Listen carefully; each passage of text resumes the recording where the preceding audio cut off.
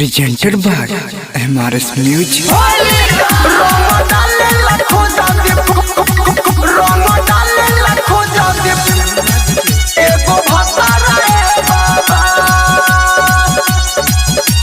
Singing by Roshan Kumar. देखी लहंगा उठा के होली में पतराए बाबा।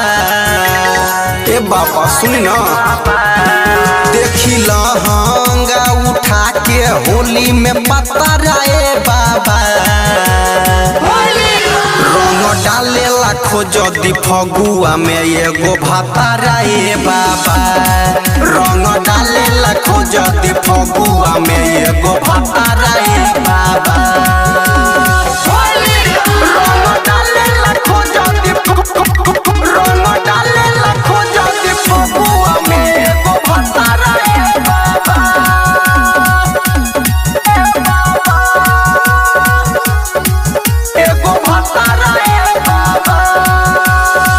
ऐसन जादू करी कि केहू आ जाए हमारा पास हो।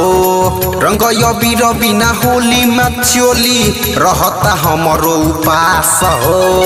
अरे बाबा ऐसन जादू करी कि केहू आ जाए हमारा पास हो। रंग अबीर बिना होली में चोली रहता हमारो उपास हो। बेसी ऊपर जदी उठब तो हो जाई खतराए बाबा।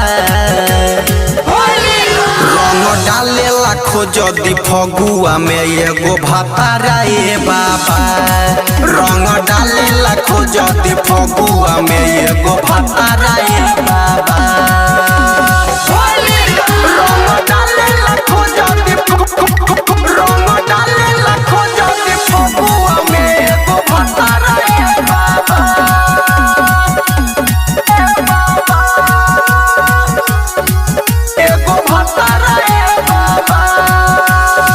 मारी ऐसन मंतरिया बाबा बढ़ल बा परेशानी हो।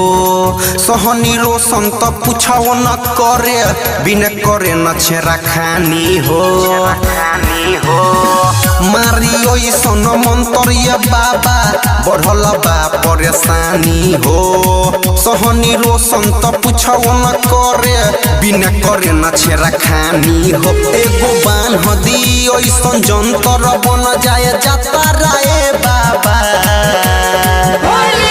रंग डाले लाखो जदी फगुआ में एगो भाताराए बाबा। रंग डाले लाखो जदी फगुआ में एगो भाताराए बाबा। अरे बुझाई।